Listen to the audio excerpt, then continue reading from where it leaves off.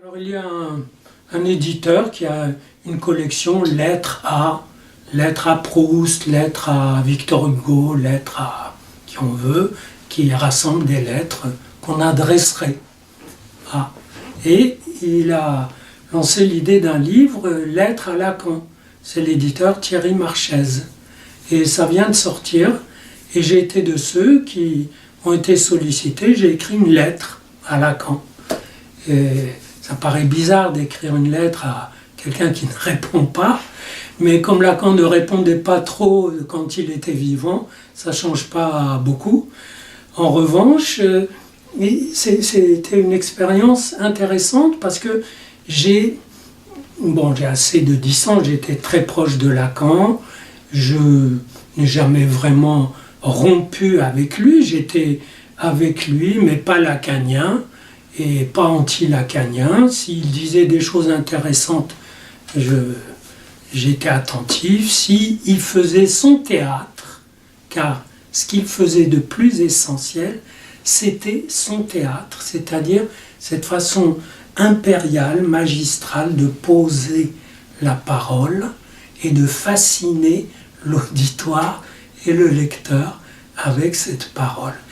Et ça reposait sur... Moi j'ai assisté à des séminaires Lacan pendant des années, et ça reposait sur des ficelles hypnotiques toutes simples. C'est d'un séminaire à l'autre la promesse que la prochaine fois on pourra avancer vers quoi? Vers ce qu'il en est de la question du, etc. C'est-à-dire, il y a une façon de jouer avec la promesse, de théâtraliser la promesse, de la mettre en acte, de la tirer comme un fil, et de tirer avec cette fil qui devient une laisse, tous ceux qui veulent bien se laisser enlacer, mettre en laisse par... et ça a marché, ça a créé des groupes lacaniens. Évidemment, c'est risqué, parce que lui avait un certain génie, et il prenait souvent les choses avec mépris. Mais quand des gens qui n'ont pas de génie et qui prennent les choses avec mépris, ça bute sur quelque chose. Voilà.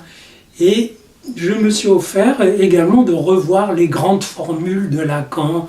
Vous savez, la femme n'existe pas, il n'y a pas de rapport sexuel. Toujours des énoncés paradoxaux et un peu fascinants. Il n'y a pas de rapport sexuel, mais c'est quoi? Et on découvre que ça veut dire que l'homme et la femme, ou même l'homme et l'homme, ou la femme et la femme, les partenaires ne sont jamais absolument ajustés, et que voilà, le sexuel, ça tombe pas juste, comme une division qui tomberait pas juste, mais on voit pas pourquoi, et elle n'existe pas. Même en mathématiques, les divisions ou les opérations qui tombent pas juste sont les plus intéressantes. Ou encore, la femme n'existe pas. Bien sûr qu'elle existe dans le fantasme des hommes et des femmes. L'homme qui court après une femme, il court après la femme. Et la femme qui veut devenir et être reconnue comme femme, elle se pense comme la femme, l'unique. Et c'est grâce à ce fantasme qu'elle peut, en le traversant, advenir comme femme. Donc, c'est une lettre. Et ce qu'il y a d'amusant, c'est que les autres lettres, comme on ne sait pas donner le mot, j'ai parlé du mouvement de dévotion par rapport à lui, du fait que ça marche, que ça a marché, et beaucoup des lettres du recueil le confirment. Donc je vous conseille de jeter un coup d'œil sur Lettres à Lacan, que je mettrai sur mon blog aussi. C'est d'autant plus intéressant que ce discours lacanien qui est un peu à caractère religieux, ça veut dire que sa valeur, c'est le lien qu'il constitue, c'est le fait qu'il renvoie à lui-même, vous voyez, comme une ritournelle, comme une prière. Ce discours religieux, chez lui, s'accompagnait d'une clinique simple et plutôt freudienne. Donc, pour lui-même, c'était très bien. Ça l'intimidation du lecteur ou de l'auditeur, et lui, sa pratique était plutôt claire, un peu brève, il y avait des séances de 30 secondes. Mais quand ça s'est transposé sur d'autres analystes, alors c'est tantôt le côté religieux qui l'emporte, et c'est pas très vivant, parce que l'analyse a besoin d'un psychanalyste vivant. Tantôt, si c'est le côté clinique, il est un peu obstrué par les manies du maître qu'on ne peut pas soutenir soi-même.